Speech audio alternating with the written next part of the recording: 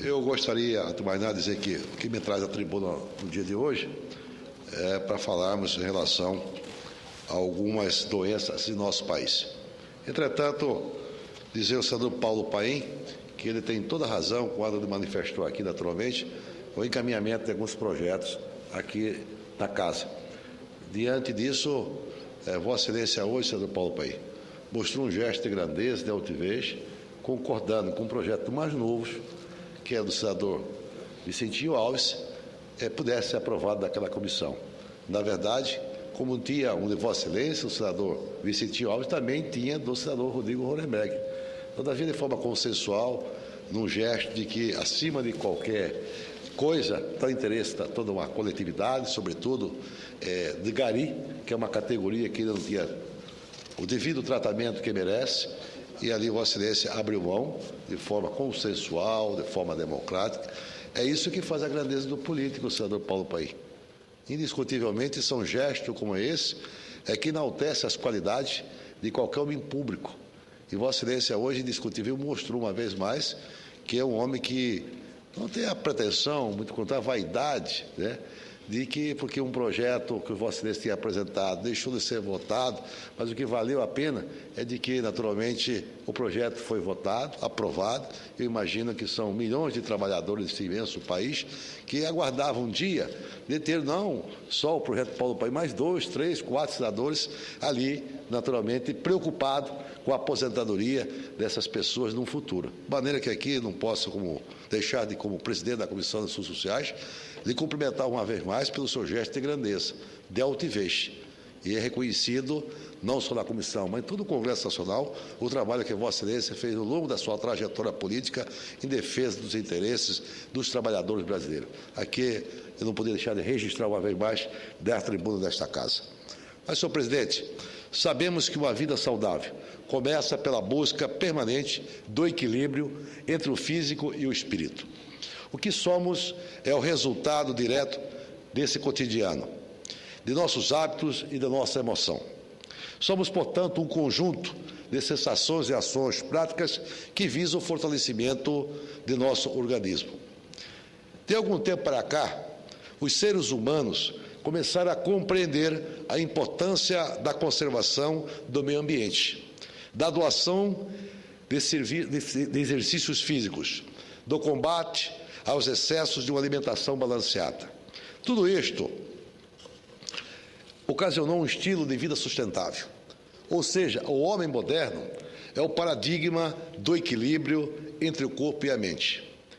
Desta forma pensam os filósofos, os médicos dos novos tempos. Eles propagam este novo conceito como uma espécie de caminho natural para a nossa comunidade.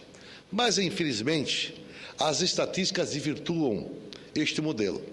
Segundo informações apuradas pela Vigitel, Vigilância de Fatores de Risco de Proteção de Doenças Crônicas por Inquérito Telefônico, em pesquisa encomendada pelo Ministério da Saúde, o brasileiro está mais obeso e está consumindo mais bebidas alcoólicas.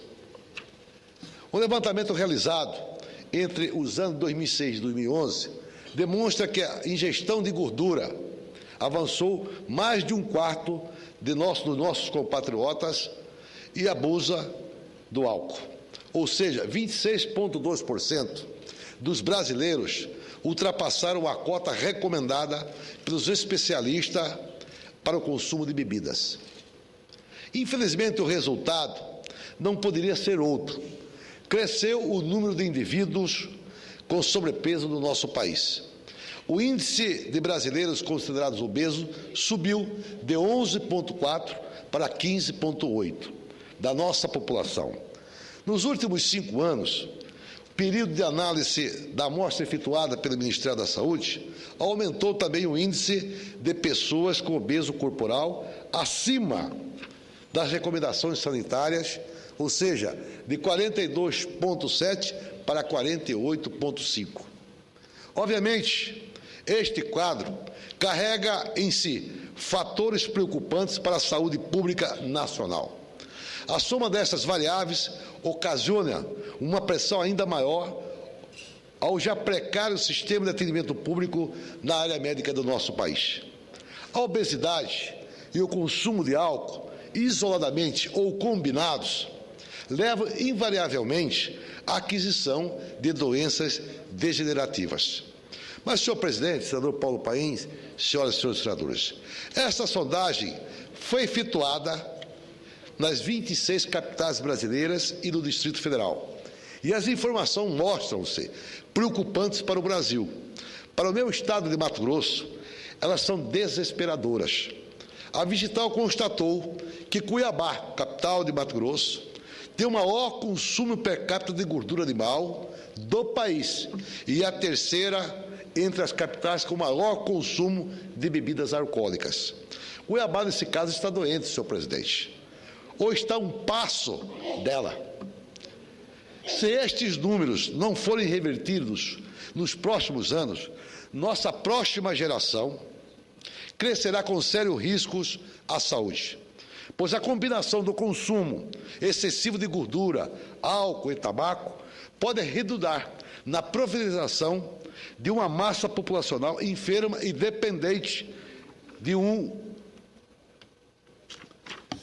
sistema de saúde esgarçado e sem força para atender com dignidade nossa gente. Mas, senhor presidente, senhoras e senhores senadores, pronto, o diagnóstico está feito. Precisamos agora partir para a ação, recuperar o tempo perdido e criar condições para melhorar os índices apresentados pelo Ministério da Saúde. Neste sentido, eu encomendei 2 estudos à minha assessoria para, posteriormente, apresentá-los no formato de projeto de lei para apreciação dos meus pares nesta casa. O primeiro diz respeito à inclusão de nutricionistas, psicólogos e professores de educação física no programa da saúde da família. Visto que as doenças do nosso povo não são meramente clínicas, elas têm aspectos culturais e sociais.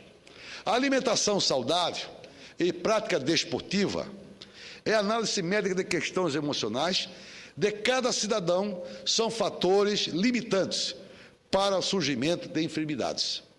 Precisamos, então, adentrar a casa de nossa gente, propondo novas técnicas e um novo olhar sobre a saúde, principalmente em relação à prevenção de doenças. O outro projeto versa a aplicação de 10% do volume dos gastos em propaganda nas áreas de frigoríficos, indústrias de bebidas e setor tabagista para serem destinadas exclusivamente à publicidade, ou seja, à publicidade orientativa de consumidores. Campanha alertando sobre os riscos do tabagismo parece que começa a surtir efeito positivo. Pelo menos é o que se presume com a queda do número de fumantes no país, conforme anunciou o Ministério da Saúde. Está na hora, portanto, de outros segmentos adotarem postura semelhante, educando a população para o consumo consciente de bebidas alcoólicas e ingestão de gordura. A população e o Brasil ganharão com isto, e as próprias empresas reforçarão sua reputação diante do consumidor. Eu entendo, meu caro presidente Paulo Paim, de que povo saudável prospera e cria uma nação forte e competitiva. Uma nação doente para na fila do SUS.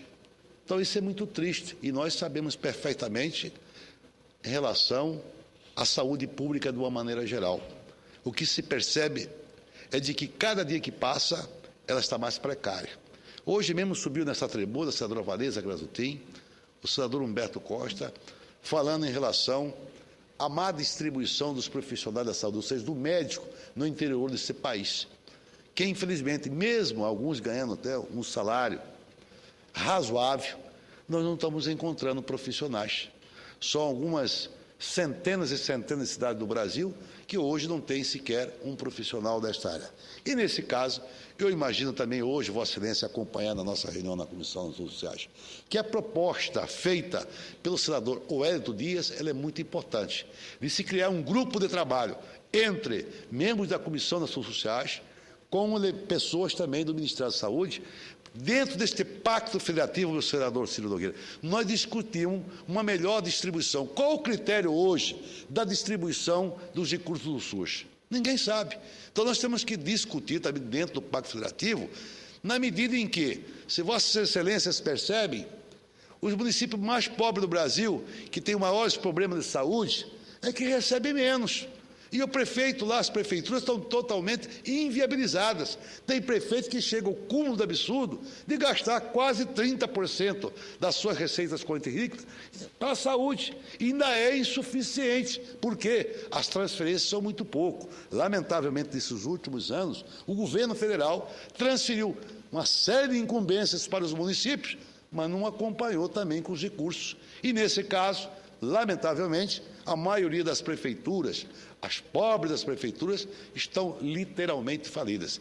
Tem prefeitura que mal e porcamente consegue pagar a sua folha de pagamento, transferir o décimo para a Câmara dos Vereadores e um custeiozinho muito ruim que dá para manter alguns serviços essenciais. De maneira que, dentro desse pacto federativo, nós temos que discutir também a questão da distribuição do SUS. Caso contrário, como eu disse aqui, reitero aqui, a saúde do Brasil ela está realmente em dificuldade, está morrendo, está doente, está morrendo, e o SUS, que é um grande programa que foi criado, ou seja, o Sistema Único de Saúde, ela foi uma coisa avançada, mas está falindo, ou seja, nos últimos tempos, cada dia que passa, realmente ele tem dificuldade. E quando o senador Humberto Costa também propõe aqui a criação de uma comissão especial para discutir novas fontes de receita para a saúde, eu concordo plenamente. Concordo, ajudarei naquilo que for possível, que, caso contrário, não pode o cidadão mais pobre desse Brasil morrer nas filas dos hospitais, não ter recursos dos hospitais, muitas das vezes, hoje, para nem remédio mínimo, oferecer uma bibiterona lá, um remédio para um pertence que chega no hospital, no pronto-socorro, não tem. Eu tiro base no meu estado de Mato Grosso, infelizmente. E outra coisa também que nós temos que tomar providência urgentemente é de que o governo federal, seja qual será a fonte, o Poder Executivo, ele tem que também providenciar, ou seja, foi cortado agora mesmo, a presidente Dilma cortou os recursos da saúde.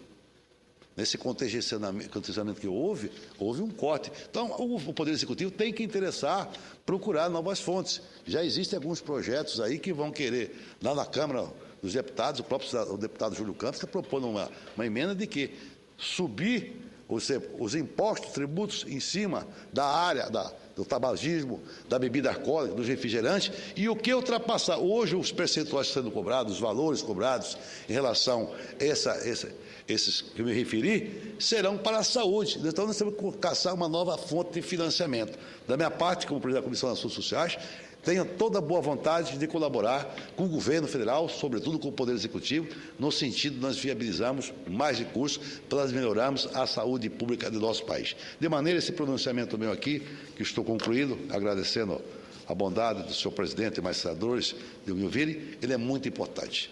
Os índices são alarmantes. E quando peguei os dados, as informações dessa pesquisa que foi feita, me chamou muita atenção diante de Cuiabá, Mato Grosso. Lamentavelmente, os dados estatísticos são muito ruins e algumas providências terão que ser tomadas. Muito obrigado, senhor presidente.